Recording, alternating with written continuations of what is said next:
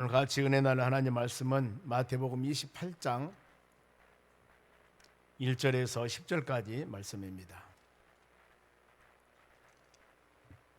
이 말씀 제가 먼저 한 절 읽겠습니다. 교독합니다.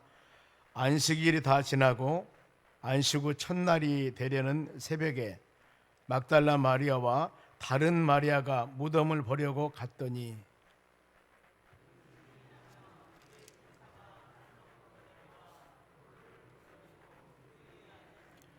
그 형상이 번개 같고 그 옷은 눈같이 희거늘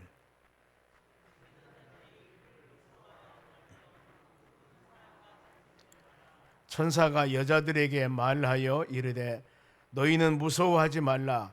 십자가에 못 박히신 예수를 너희가 찾는 줄 내가 아노라.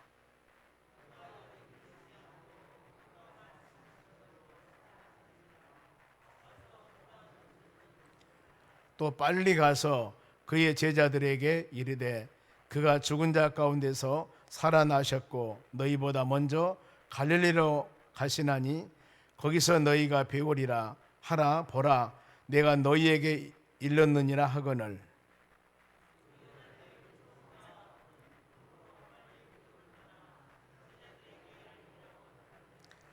예수께서 그들을 만나 이르시되 평안하냐 하시거늘 여자들이 나아가 그 발을 붙잡고 경배하니 예수께서 이르시되 무서워하지 말라. 가서 내 형제들에게 갈릴리로 가라 하라.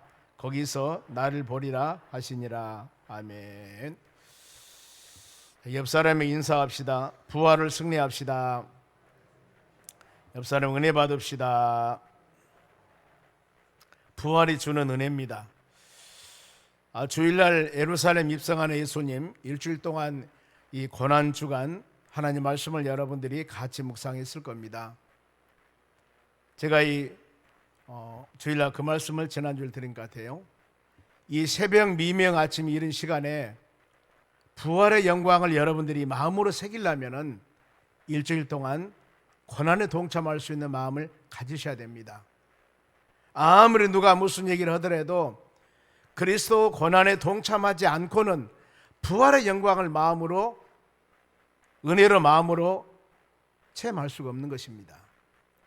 많이 배고파 본 사람이 굶어 본 사람이 배불름과 그 다음에 맛있는 음식이 얼마나 귀한가를 배고파 보지 않는 사람은 바로 이 맛있다는 그 배부름에 대한 감사를 느낄 수가 없는 것입니다.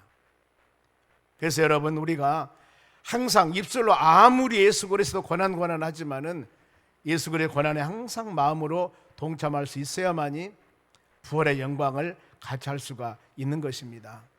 저는 여러분들이 이 시간 부활의 영광을 같이 할 수 있는 놀라운 은혜, 기독교 신앙에서 만일에 부활이 없다고 한다면은 고린도전 15장 말씀에 우리 모든 믿음은 헛것이라고 그랬습니다.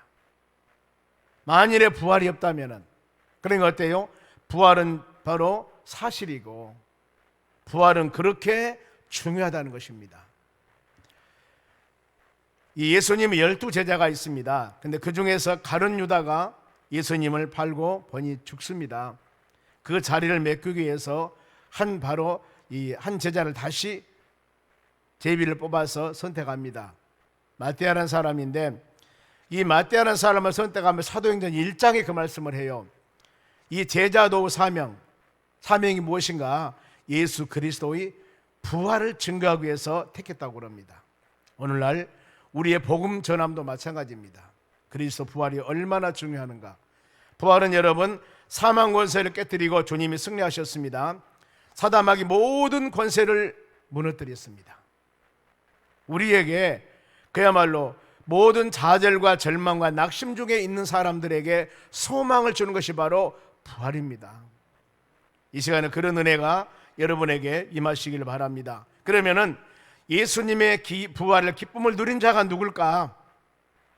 3년 동안 훈련받는 제자들이 아니었습니다.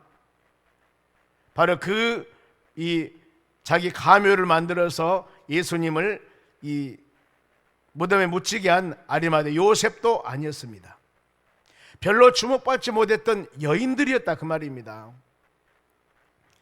부활의 시간은 본문의 1절 말씀 같이 안식 후 첫날 새벽 그랬습니다. 전에 성경은 새벽 미명이라고 그랬습니다. 미명, 아직 새벽입니다. 이 시간에 막달라 마리아와 다른 마리아가 무덤을 보러 간 여인들입니다. 오늘도 지금 같이 우리가 새벽 예배를 같이 드립니다마는 남자 성도들보다도 훨씬 여자 성도들이 많습니다.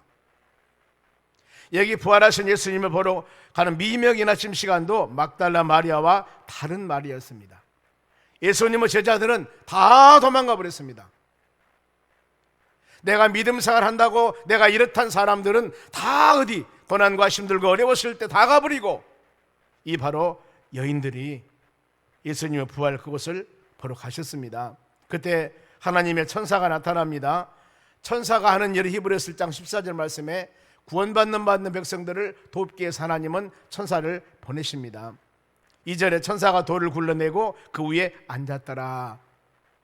예수님 부활하셨습니다. 그리고 천사 모습이 바로 이 3절 말씀 보면은 형상이 번개 같고 옷은 눈같이더라.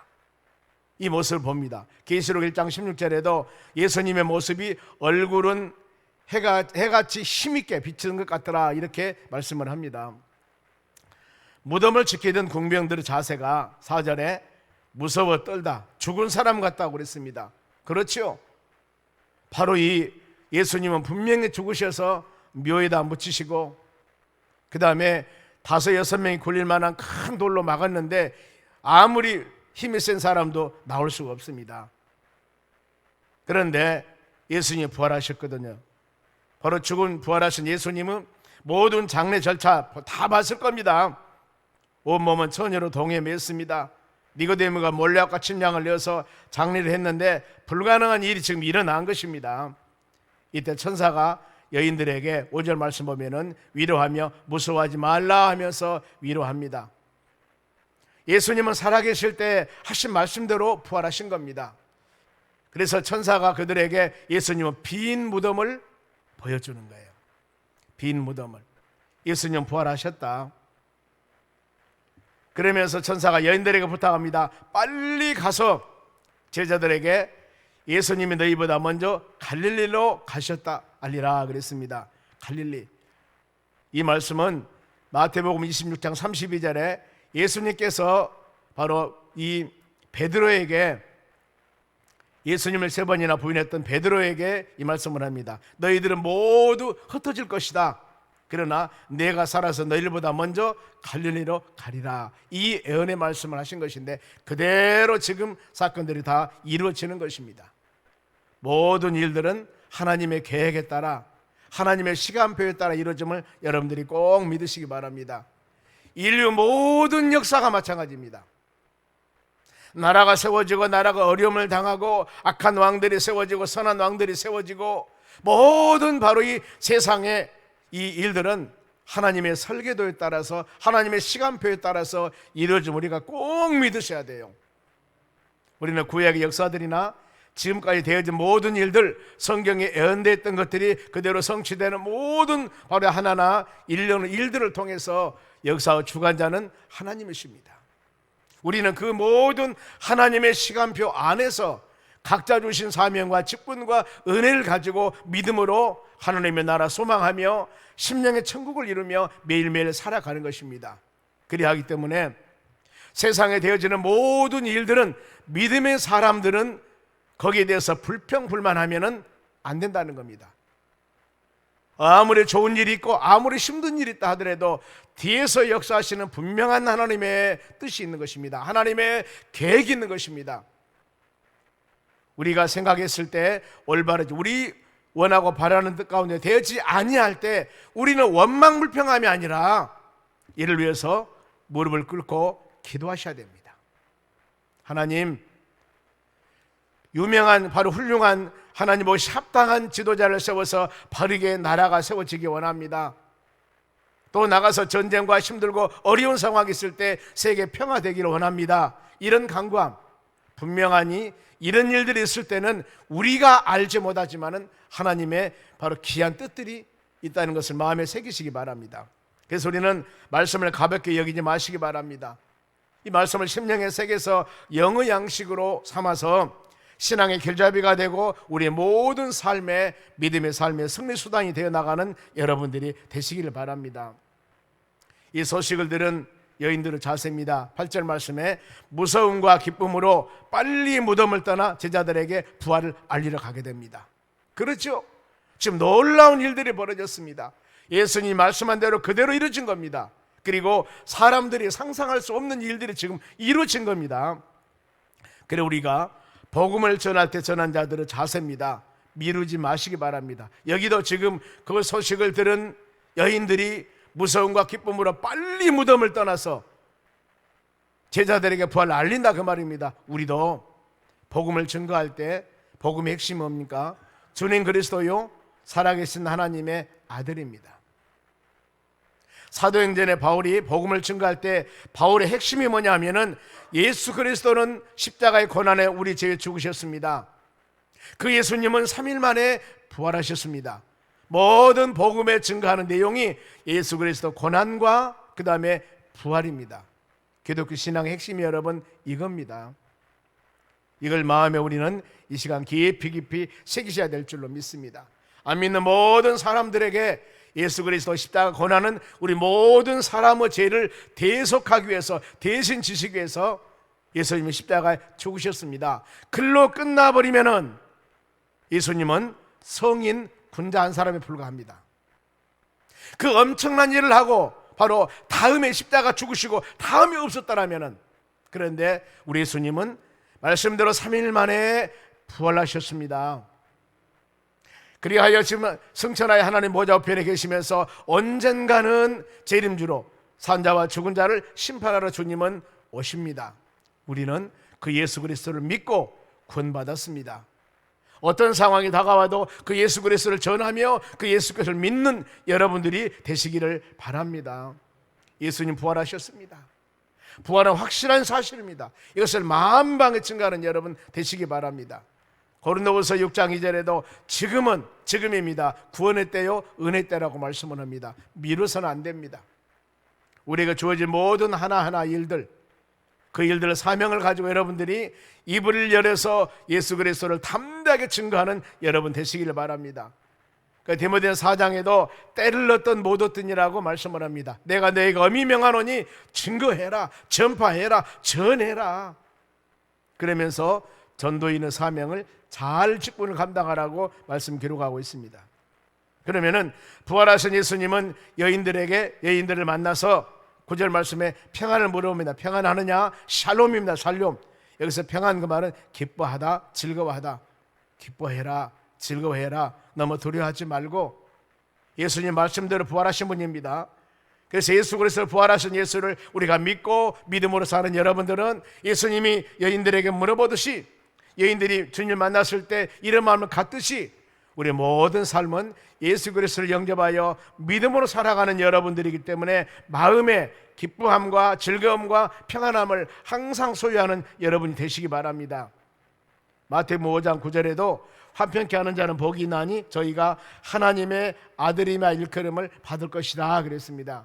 마음의 화평, 우리의 신분이 하나님의 자녀들입니다. 요한복음 1장 12절에 예수를 영접했기 때문에 그 이름을 믿는 자들에게는 하나님의 자녀가 되는 권세를 주었습니다. 우리는 하나님의 자녀로서 매일매일 권세를 누리며 살아가기 때문에 마음의 화평의 복을 누리며 사는 여러분들 되시기 바랍니다. 혹시라도 내 마음속에 그리스도 안에서 화평이 없다면 이 말씀 잘 묵상하시기 바랍니다. 우리는 하나님의 자녀입니다.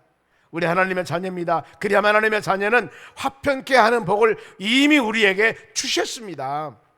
이것을 누리면 되는 것입니다. 많은 사람들이 본인의 정체성, 신분을 잘 알지 못하고 살아가는 사람이 참 많이 있어요. 우리의 신분은 하나님의 자녀입니다. 하나님을 아버지라고 부르는 하나님의 자녀입니다. 이것은 하나님이 여러분들을 어떤 환경과 여건이 된다 하더라도 끝까지 돌보고 끝까지 인도하고 끝까지 보호해 주심을 약속, 언약한 말씀입니다. 때문에 힘들고 지치고 어려운 일이 있을 때 그 모든 일을 내가 이루어 나가려고 너무 힘쓰고 애쓰지 마시고 우리 아버지 되신 하나님께 모든 것을 맡기며 나아갈 때 우리 삶 가운데는 주의 은혜가 풍성하게 임하는 역사가 일어날 줄로 믿습니다. 이후에 그 여자들이 예수님의 발을 붙들고 경배를 합니다. 이는 섬김과 겸손의 자세입니다. 예수님을 만나면은, 십자가 죽으시고 부활하신 예수님을 만나면은 모든 사람들은 낮아지는 모습으로 예수님을 경배하며 섬기게 되는 것입니다.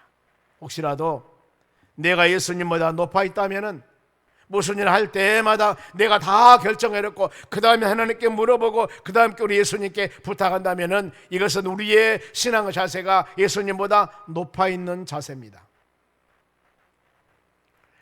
예수님을 바로 만나면은 사람이 겸손하게 되어 있습니다. 아무리 그 사람이 자고하고 교만하고 양손에 쌍칼을 들었다 할지라도 예수님만 만나면은 사람이 변해지는 겁니다. 겸손해집니다. 낮아집니다.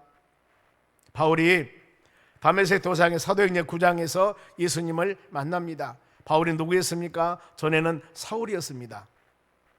예수 믿는 사람을 잡아다가 죽이기도 하고 감옥에 가두기도 하고 핍박을 당하게 하고 이런 사람 중에 하나였습니다. 본인은 아주 하나님을 잘 믿는다고 자부하면서 일을 했습니다. 그런데 죄송합니다만 하나님은 열심히 믿고 구약의 율법은 열심히 섬겼으나 예수 그리스도는 믿지를 않았습니다. 그래서 예수 믿는 사람을 핍박했던 거예요. 그런데 바로 이 핍박으로 가는 도중에 다메섹 도상에서 예수님을 만납니다. 예수님의 음성을 듣습니다. 듣는 그 바울의 자세가 어떻게 변합니까? 그때는 사울이었습니다.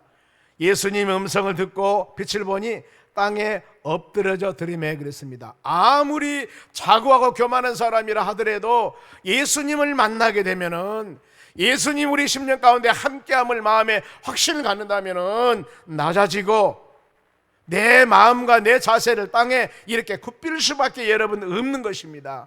그러면은 우리 자신의 신앙을 한번 점검해 보시기 바랍니다.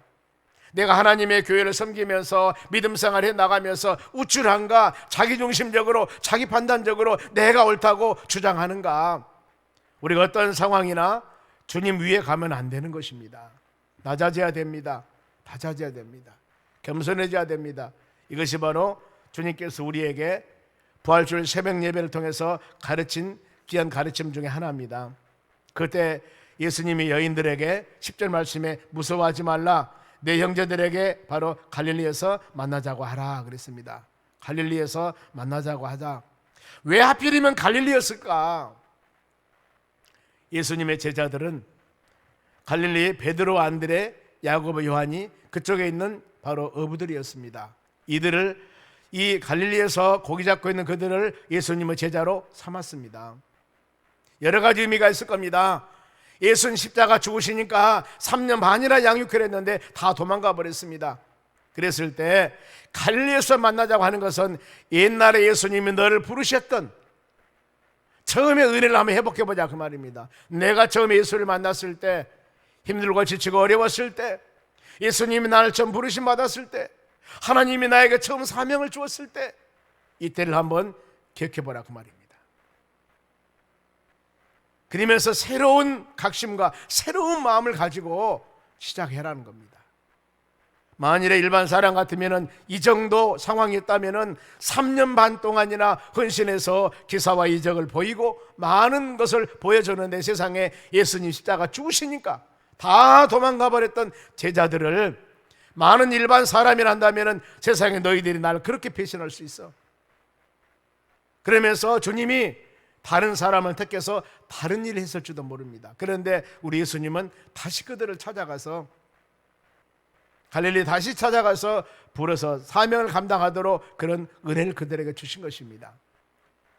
우리는 고난주간을 거쳐서 부활주일 예배를 드리면서 이 사명 잘 한번 마음에 새기시기 바랍니다. 내가 처음에 주님을 만났을 때, 내가 힘들고 지치고 어려웠을 때, 예수님 만났을 때 나의 신앙은 어땠는가? 부활주일 새벽 예배를 통해서 예수님이 여러분들에게 다시 갈릴리에서 만나자, 그동안 하나님이 은혜를 잊어버렸고 살았는데 은혜 한번 회복하자 그 말입니다. 다시 예수님 우리에게 부르셨던 그 은혜를 마음을 생각하면서 믿음으로 나가자는 겁니다. 여자들을 떠나고 일어난 일입니다. 바로 11절 말씀에 경비병들이 빈 무덤을 보고 대제사장을 알립니다. 예수님 부활해버렸습니다. 예수님 부활했습니다. 제자들이 했던 대로, 그가 살아서 약속했던 대로 예수님 부활하겠습니다. 이랬을 때 대제사장들과 장로들은 군인들에게 돈을 주고 입을 막습니다. 그러면서 시체를 제자들이 도둑질에 갖다 하라, 이렇게 거짓말을 합니다. 군인들은 돈을 받고 거짓 증인 역할을 합니다. 그래서 못된 사람은 예수님 부활하지 않았습니다. 예수님의 시체는 누가 숨겨놓고 예수 부활했습니다. 이렇게 못된 사람들이 있다 그 말이에요. 예수 부활은 역사적인 사실입니다. 믿으시죠? 갈릴리에서 부활하신 예수를 만난 11 제자들의 반응입니다. 이제 갈릴리에서 예수님은 제자들을 만납니다. 17절 예수님을 뵙고 경배하나 아직도 의심하는 자가 있더라. 이 말씀은 우리가 열린 마음으로 여러분 받으셔야 됩니다. 부활하신 예수님이 그들을 찾아갔습니다. 그런데 아직도 의심하는 자가 있더라 그 말입니다. 혹시 우리가 그동안 쭉 신앙생활을 해오면서 십자가 죽으시고 아마 십자가 죽으심은 사람들이 별로 의심하지 않을 거예요. 그러나 죽은 사람이 어떻게 살아날 수 있을까 하면서 부활은 마음으로 조금이라도 예수님 진짜 부활하셨을까 이렇게 생각한 사람이 있을런지를 몰라요. 왜요? 여기에도 보면은 이 부활하신 예수님을 뵙고 경배하나 아직도 의심하는 자가 있더라 그랬습니다. 혹시라도 우리가 이런 것이 마음에 조금이라도 있다면은 이걸 다 버리고 부활은 확실한 사실입니다. 그리고 하나님의 말씀에 대한 의심, 하나님의 말씀에 대한 확신, 믿음이 가지 아니할 때도 우리가 이런 말씀을 통해서 하나님의 말씀은 진리의 말씀이요 하나님의 말씀이기 때문에 믿음에 우리는 꼭 믿고 그대로 순종하며 나아가는 여러분들이 되시기 바랍니다. 신앙은 의심하면 안 됩니다. 이것은 불신앙입니다. 더 나아가서 마귀들이 좋아하는 것입니다. 믿음을 가지시기 바랍니다. 확신을 가지시기 바랍니다. 그러면서 이런 확신과 믿음 갖는 그들에게 예수님은 마지막 지상 명령으로 18절, 19절, 20절, 3절 말씀입니다. 너무너무 중요해요. 우리는 마태복음 28장 마지막 18, 19, 20절을 많이 묵상 암송합니다만 이 말씀의 배경이 여러분 이겁니다. 부활하신 예수님이 제자들을 찾아갔습니다. 경배한 사람도 있으나 의심하는 자도 있습니다. 이런 상황과 이런 배경에서 예수님이 그들에게 미션 사명을 주는 겁니다. 다음 주일이 우리가 새생명 초청주일입니다.